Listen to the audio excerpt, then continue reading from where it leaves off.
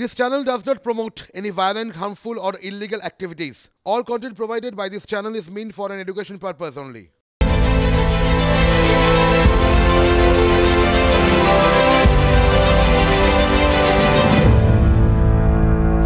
আচ্ছা, রাজনীতি মানে এই রাজনীতি মানে কি এই প্রশ্ন যদি করি তাহলে অনেকেই এই উত্তর দেবেন বা আমার বক্তব্যের সাথে হয়তো একমত হবেন যে রাজনীতি মানে চমক। আর এটা দেখতে দেখতে মানে আমরা যেন সেটা একটা মেনে নিতে অভ্যস্ত হয়ে গিয়েছে। মানে যা যা ঘটনা আমরা ক্রমান্বয়ে দেখতে থাকি, পরপর দেখতে থাকি, ততই বোধহয় আমাদের এই বিশ্বাসটা বা এই মনে হওয়াটা আরও সুদৃঢ় হয় যে রাজনীতি মানেই চমক। আর এই চমকের জাদুতে কত জরুরি প্রশ্ন কিন্তু অনেক সময় আড়ালে চলে যায়, কারণ সেখানে চমকটা প্রকট হয়ে ওঠে। আর যখন মনে পড়ে বা যখন টের পাওয়া যায়, তখন এটাও টের পাওয়া যায় যে অনেকটাই দেরি হয়ে গেছে। তবে আমরা এই চমকাতে অনেকটাই ইউজড টু বলে না ইংরেজিতে, অভ্যস্ত হয়ে গিয়েছি। হয়তো আমরা অনেক সময় পছন্দ করতেও শিখে গিয়েছি এই চমক লাগাটা। হাল আমলে চমক দিতে নরেন্দ্র মোদীর জুড়ি পাওয়া মুশকিল। জন্মশতবর্ষর দুদিন আগে হঠাৎ ঘোষণা, ভারতরত্ন পাচ্ছেন বিহারের প্রাক্তন মুখ্যমন্ত্রী দলিত আইকন কর্পূরী ঠাকুর। তার ধাক্কায় শুধু বিহারের নয়, উত্তর ভারতের দলিত রাজনীতি একেবারে আমরা বলি যেটা ঘেঁটে ওই পরিস্থিতি। আর এবার চমক বললাম, কোট আনকোট বলি, এবার লালকৃষ্ণ আদবানীকে ভারতরত্ন দেওয়ার ঘোষণা। এক্স হ্যান্ডেলে সে কথা স্বয়ং প্রধানমন্ত্রী জানিয়েছেন। देश ने हम सबके आदरणीय नेता लाल कृष्ण आडवाणी जी को भारत रत्न देने की घोषणा की है। ये सम्मान राष्ट्र सेवा की परंपरा के सम्मान के हम सब कार्यकर्ताओं का भी सम्मान है। ये सम्मान उस विचारधारा का सम्मान भी है जो सिर्फ और सिर्फ राष्ट्र प्रथम को लेकर के ही चलती है। আমরা জানি যে এই লালকৃষ্ণ আদবানীকেই নরেন্দ্র মোদীর রাজনৈতিক গুরু বলা হয়, কিন্তু মোদী জমানায় ক্রমশ বিজেপির এই লৌহ পুরুষকে কোণঠাসা করার অভিযোগ বারবার উঠেছে। আপনারা জানেন রাম মন্দির উদ্বোধনের সময় সেই বিতর্ক আরও বেড়ে যায়। অভিযোগ ওঠে যে আদবানীকে আড়ালে পাঠিয়ে মোদীকেই এই রাম মন্দির আন্দোলনের মুখ বানানো হচ্ছে। ঠিক তখনই ওই ইনকাটার লালকৃষ্ণ আদবানী ভারতরত্ন নিজেই জানালেন প্রধানমন্ত্রী। बहुत खुशी है मुझे भी पूरे परिवार को कि दादा को इतना बड़ा सम्मान, देश का सर्वोच्च सम्मान मिला है। वो बहुत खुशगुजार हैं और प्रधानमंत्री श्री नरेंद्र मोदी का धन्यवाद करते हैं। যোগ্য লোককে যোগ্য সম্মান দেওয়া হয়েছে। একজন অসাধারণ ব্যক্তিত্ব সম্পন্ন এবং দূরদৃষ্টি সম্পন্ন রাজনীতিক। भारतीय जनता पार्टी के काम में, उसके पहले भारतीय जनसंघ के काम में और देश की जनता की सेवा में पूरा जीवन खपाया। पुनः अपने प्रधानमंत्री का अभिनंदन करूंगा। उन्होंने बहुत बड़ी कहते हैं उपहार दिया है सारे देश को और कार्यकर्ताओं को कि आडवाणी जी को दिया भारत रत्न, तो उनको उचित सम्मान मिला है। লালকৃষ্ণ আদবানীর শেষ জীবনের অধ্যায়টা সত্যি খুব করুণ। আমার মনে হয় এই ভারতরত্ন এই উপাধি দিয়ে তারা যে ড্যামেজটা করেছে সেটা রিপেয়ার করবার চেষ্টা করছে। কিছু তো করা হচ্ছেই। লালকৃষ্ণ আদবানী এই রাম যে মন্দির, তার তো দাবির প্রথম উদ্যোক্তা ছিলেন তিনি। তাকেই রাম মন্দির উদ্বোধনে ডাকা হলো না। ডাকা হলো না শুধু তাই নয়, নিমন্ত্রণ করা হলো, আবার বলে দেওয়া হলো স্বাস্থ্য খারাপ তো তাই যেন না আসা হয়। অর্থাৎ আপনাকে আমি নিমন্ত্রণ করলাম, দিয়ে বলে দিলাম যে আপনার তো লুচি পুরি মাছ মাংস সহ্য হয় না, তা আপনি নিমন্ত্রণ বাড়িতে আসবেন না। আদবানীকে তিনি গুরুত্ব দিচ্ছেন না, গুরুকেই ছাপিয়ে উঠতে চাইছেন শিষ্য। এক চমকেই সব সমালোচনাকে হয়তো পগাড় পাড় করে দিতে চাইলেন নরেন্দ্র মোদী। চমক দিতে ওস্তাদ আমাদের মুখ্যমন্ত্রীও।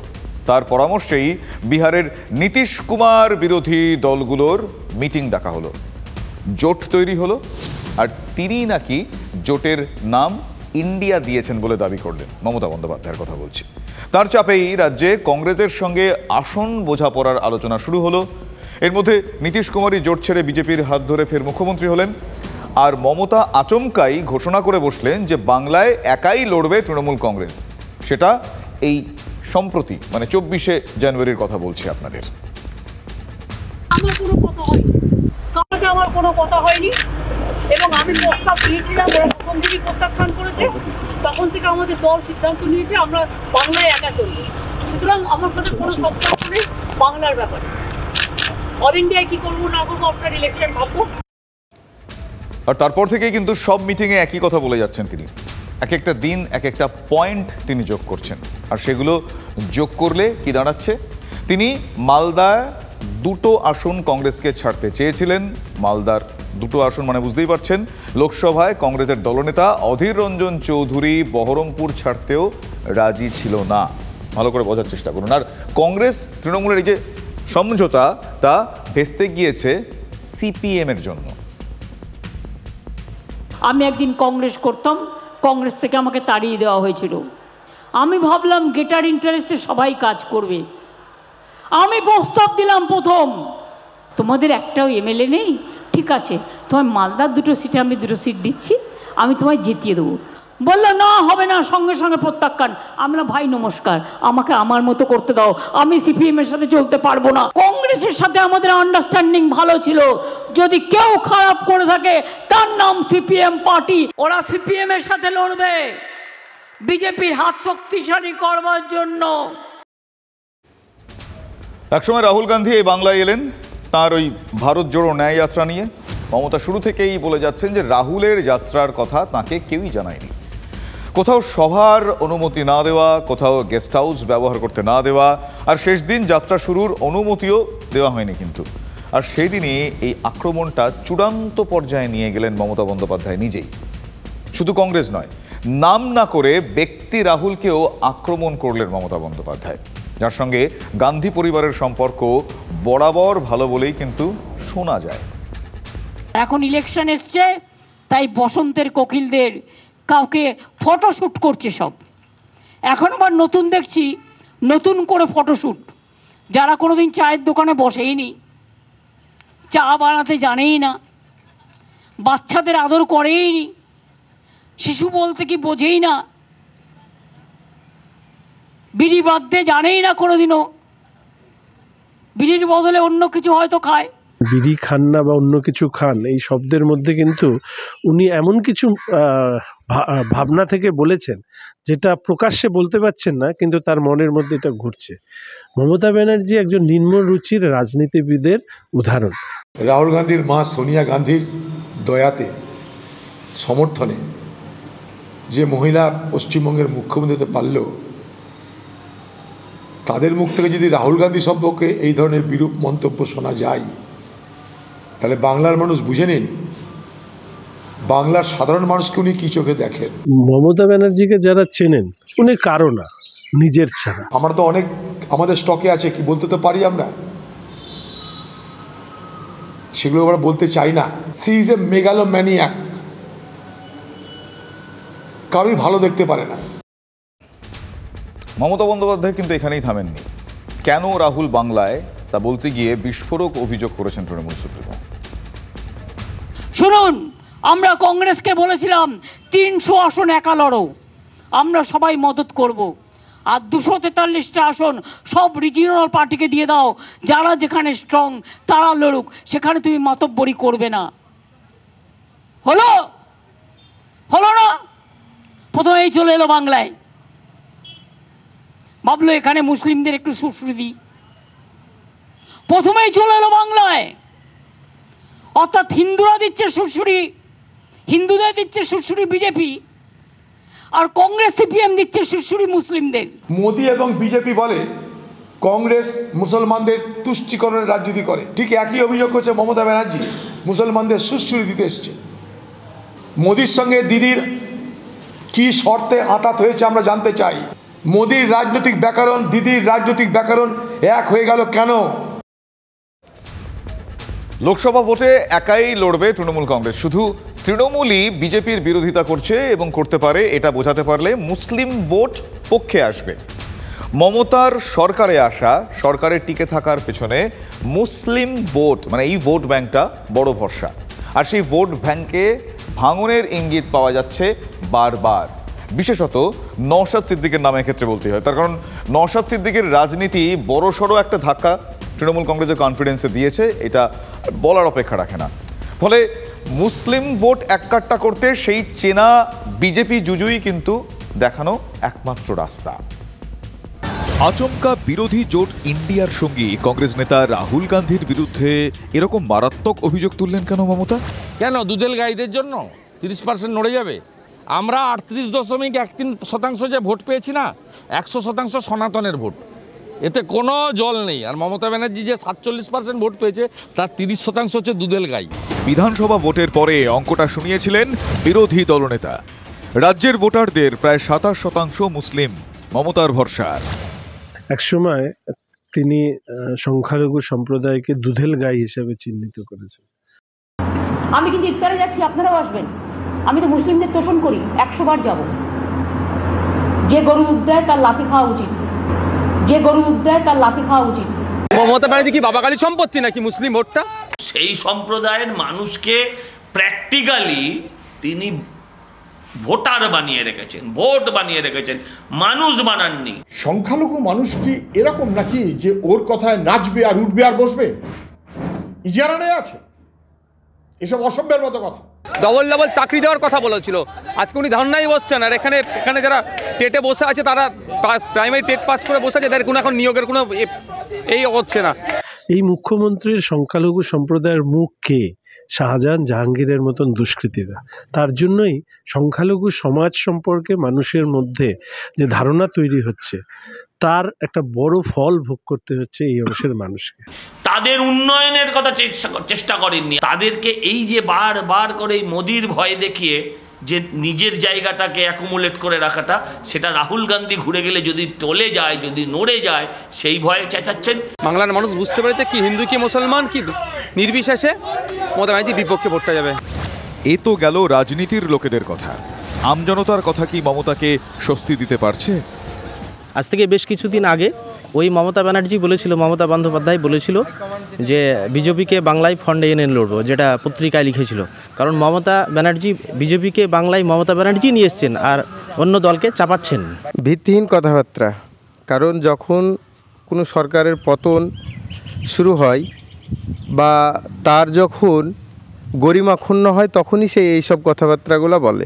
যত গদিতে টিকে থাকতে পারে, যত ইস্যু বের করে, এটাই তাদের কাজ। রাহুল এসে যে বিজেপির সুবিধা করেছে এটা আমি বিশ্বাস করি না। প্রশাসনিক প্রধান উনি দায়িত্বহীন হেনতার মতো অনেক মন্তব্য করেন, কিন্তু এটা সাধারণ মানুষ আমরা ভালো চোখে দেখি না। আমরা মিলেমিশেই সবাই একসাথে থাকতে চাই। ফুরফুরা শরীফের পীরজাদাদের কথাও কি স্বস্তি দিতে পারছে তৃণমূল সুপ্রিমোকে? এমনকি তৃণমূলের কাছের লোক বলে পরিচিত তোহা সিদ্দিকীও। রাজনীতি হোক, উন্নয়নের রাজনীতি করুক। কে কতটা কি করেছে, কে কতটা চাকরি দিতে পেরেছে, কে কতটা উন্নয়নের কাজ করেছে, কে কতটা এটা করুক। এইটা ছেড়ে দিয়ে রাজনীতিটাকে এটাকে ঢুকিয়ে দিয়ে তাকে সামনে হাতিয়ার রেখে যারা এই মানুষে কাটাকাটি করছে, মানুষে গণ্ডগোল করছে, বিবাদ করছে, এটা একেবারে ঠিক না আমার মতে। কংগ্রেস করেনি, মুসলমানদের রাজনীতি করেনি। হ্যাঁ, এই রাজনীতিটা করছে আমার এই মমতা ব্যানার্জি সাহেব। সুশ্রী আমার মমতা ব্যানার্জি অনেক জায়গায় দিয়ে গেছেন। মুসলমানদের জীবনে গরুর দুধ নেবো, হ্যাঁ কাজ মিটে গেছে, লাথি মেরে গরু ফেলে দাও।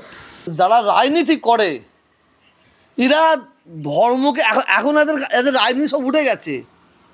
বাংলা নয়, সারা ভারতবর্ষে, বাংলা সহ সারা ভারতবর্ষে উচ্চশিক্ষায় শিক্ষিত ছেলেমেয়েরা তারা চাকরির জন্য, জবের জন্য পাগল হয়ে ঘোরাচ্ছে।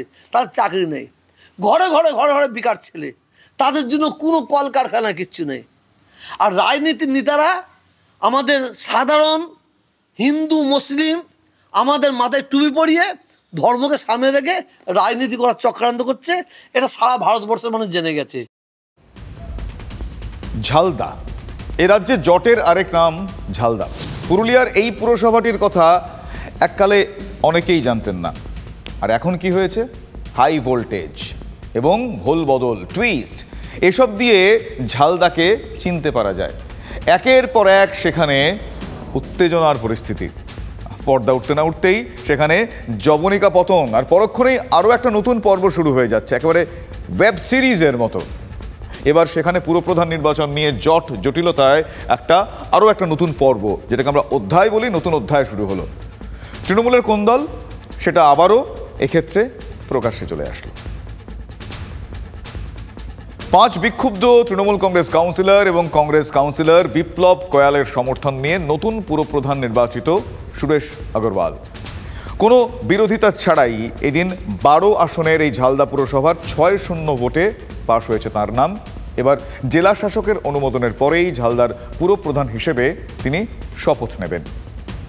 সুরেশ আগরওয়াল নামটা জানা, মুখটা চেনা ঠেকল, ঠিক বললাম? অনেকেই চিনতে পারলেন। হ্যাঁ, তার কারণ এই সুরেশ আগরওয়াল আগেও এই ঝালদা পুরসভার চেয়ারম্যান পদে ছিলেন। আপনারা যেটা চিনতে পেরেছেন ঠিক চিনেছেন, কিন্তু এটাও নিশ্চয়ই মনে করতে পারছেন তাকে সরিয়ে তার চেয়ারে বসেন শীলা চট্টোপাধ্যায়। আর এবার আবারও শীলাকে সরিয়ে পুরপ্রধান পদে সুরেশ আগরওয়ালের প্রত্যাবর্তন। ওই কিছুক্ষণ আগে বললাম না, বৃত্ত একটা হয়, তো এক্ষেত্রেও কি সে প্রশ্ন করা যায় যে মানে বৃত্ত সম্পূর্ণ হলো কি, নাকি যেটা শুরুতেই বললাম জট, সেই জট পরিস্থিতি আসন্ন। অপসারিত পুরপ্রধান তৃণমূলের শীলা চট্টোপাধ্যায় এবং তার অনুগামীরা কিন্তু এদিন হাজির ছিলেন না এই ভোটাভুটি পর্বে। এর আগে শীলা চট্টোপাধ্যায়ের বিরুদ্ধে আনা অনাস্থায় সম্মতি জানালেও এদিনের সভায় পূর্ণিমা কান্দু আসেননি। অবৈধভাবে মিটিং হয়েছে, কোনো চিঠি পর্যন্ত তিনি পাননি বলে ইতিমধ্যেই অভিযোগ করেছেন শীলা চট্টোপাধ্যায়। আমি চিঠি পাইনি। হ্যাঁ, আমি যাইনি পৌরসভাতে, কিন্তু এখন আমি শুনলাম যে 6 জন প্রেজেন্ট হয়েছিল, 6 জনে মিটিং করেছে, আবার চেয়ারম্যান নাকি ওরা মানে ভোটাভুটিতে চেয়ারম্যান করেছে, কিন্তু 6 জনের ভোটে কেউ চেয়ারম্যান হতে পারে। তার কারণ আমাদের মোট কাউন্সিলর 12 জন, ওকে 7 জন দেখাতে হবে, সেটা ওরা দেখাতে পারেনি, যার জন্য আমার মনে হয় না এটা বৈধ। শীলা চট্টোপাধ্যায় অবশ্য জানিয়েছেন যে দল যা সিদ্ধান্ত নেবে সেটা তিনি মেনে নেবেন। তবে পাশাপাশি তার এও বক্তব্য রয়েছে যে কাউন্সিলরদের একাংশই যে দলের কথা শুনছেন না সেটাও দেখতে হবে। এখন প্রশ্ন হলো যে এবার তাহলে কি হবেটা কি? সামনে আবারও আইনি যুদ্ধ হবে, আবারও কোর্টে দৌড়ঝাঁপ, টানাপোড়েন হবে?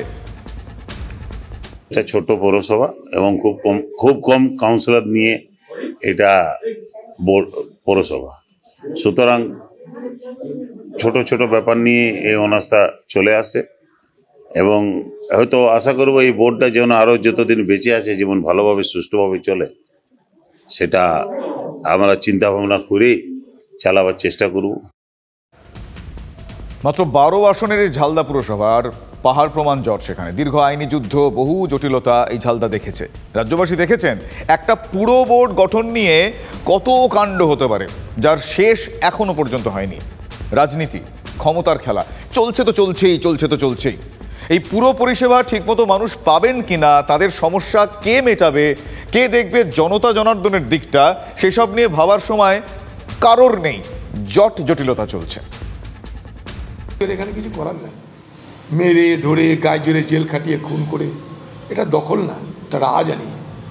এটা দখল না, এটা রাহাজানি। নিশ্চয় তৃণমূল করছে, তার শাস্তি আগামী দিনে পাবে। এই পুরুলিয়াতে তৃণমূল শাস্তি পেয়ে যাবে আগামী দিন লোকসভার ভোটে। শাসক দলে মেঘনাদের মতো চরিত্র কম নেই। আর আজ রাজ্যের প্রাক্তন শিক্ষামন্ত্রী পার্থর জামিনের বিরোধিতা করতে গিয়ে সিবিআই যা বলল তার মোদ্দা কথাটা তাই। পার্থ মেঘনাদ, সিবিআই এই দাবি করেছে। পিকচারে না থেকেও আড়ালে বসে কলকাঠি পার্থই নেড়েছেন। নিয়োগ দুর্নীতির মূল মাথা পার্থ। যথারীতি পার্থর এদিনও জামিন হয়নি, কিন্তু প্রশ্নটা মূল মাথার। পার্থই কি তাহলে সেই মূল মাথা? রাজ্যের শিক্ষক নিয়োগ দুর্নীতি মামলায় ইডির হাতে গ্রেফতার হয়েছিলেন পার্থ চট্টোপাধ্যায়। তার আগে পার্থরই বান্ধবী অর্পিতা মুখোপাধ্যায়ের বাড়ি থেকে কোটি কোটি টাকা উদ্ধার হয়েছিল। অপার 2টি ফ্ল্যাট থেকে উদ্ধার হওয়া টাকার অঙ্ক ছিল প্রায় 50 কোটি। থরে থরে সাজানো টাকার বান্ডিলে শোরগোল পড়ে গিয়েছিল বঙ্গের রাজনীতিতে। সেই অস্বস্তিতে দলও পার্থকে সমস্ত পদ থেকে বহিষ্কার করে। সর্বসম্মতিক্রমে সিদ্ধান্ত হয়েছে যে দলের সমস্ত পদ থেকে পার্থ চট্টোপাধ্যায়কে উইথ ইমিডিয়েট এফেক্ট অপসারিত করা হচ্ছে। 2022-এ সেই গ্রেফতারির পর থেকেই সবান্ধবী জেলে পার্থ। একাধিকবার জামিন চেয়েও পাননি। তার মধ্যে শিক্ষক নিয়োগ দুর্নীতি মামলার তদন্ত সিবিআইও শুরু করে দেয়, যদিও পার্থ বরাবরই নিজেকে নির্দোষ বলেই দাবি করে এসেছেন। আমি নির্দোষ, আমি নিয়োগকর্তা নই, আমি সুপারিশকর্তা নই, আমি কোনো ব্যাপারের সঙ্গে ছিলাম না। এই পার্থই কিন্তু দাবি করেছিলেন 2.5 লক্ষ চাকরি তিনিই দিয়েছেন। তা নিয়ে বিতর্কও হয়েছিল। মুখ্যমন্ত্রী ওকে মুশকিল আসান বলতেন, আর উনি বলছেন চাকরি তো আমিই দিয়েছি 2.5 লক্ষ। পরের যে কথাটা বলেননি যে 2.5 লক্ষ চাকরি পিছু টাকা আমি তো কালীঘাটেও পৌঁছে দিয়েছি। গোটা তৃণমূল দল, গোটা তৃণমূলের ক্যাবিনেট এই ব্যবস্থার সঙ্গে যুক্ত ছিল। পার্থ বিতর্কে দলও তার সঙ্গে দূরত্ব বাড়িয়ে গিয়েছে। পার্থ চট্টোপাধ্যায়ের বিষয়ে দলের কোনো বক্তব্য নেই। পার্থ কি বলছে না বলছে ওর কথার এত গুরুত্ব দেওয়া আছে বলে আমার কিন্তু মনে হয় না। পার্থদা সম্পর্কে যা যা বলার দল বলে দিয়েছে, ফলে এবার উনি কি বলছেন এই নিয়ে আমাদের কোনো বক্তব্য নেই।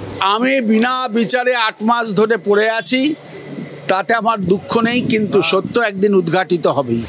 পার্থ সেদিন বলেছিলেন সত্য একদিন উদ্ঘাটিত হবে, কিন্তু সিবিআই যে তাকেই শিক্ষা দুর্নীতির মূল মাথা হিসেবে চিহ্নিত করছে। পার্থ কি তাহলে সেই ধেড়েই দূর, যে ধেড়েই দূরই খুঁজছিলেন বিচারপতি গাঙ্গুলি? এত বড় দুর্নীতি করলেন, দলের কেউ কিচ্ছুটি টের পেলেন না? নাকি মূল মাথার নাগাল না পেয়েই পার্থতেই দাড়ি টানতে চাইছে সিবিআই? পার্থ চট্টোপাধ্যায় এত সাহস পেলেন কোথা থেকে? কারণ এই দলের তো মুখ্যমন্ত্রী বলেন যে 294টি সিটে উনিই প্রার্থী, উনিই সব। আমরা বলি একটাই পোস্ট, বাকি সব ল্যাম্প পোস্ট। এ তো ওনার নির্দেশ ছাড়া, মুখ্যমন্ত্রীর নির্দেশ ছাড়া তো বিশ্বাসযোগ্য নয়। রাজ্যের এজি কিশোর দত্তর বাড়িতে 2016 কর্মশিক্ষা এবং শারীরশিক্ষা চাকরি প্রার্থীরা। 5ই ফেব্রুয়ারি রাজ্যের হলফনামা জমার নির্দেশ হাইকোর্টে। তার আগে এজির বাড়িতে চাকরি প্রার্থীরা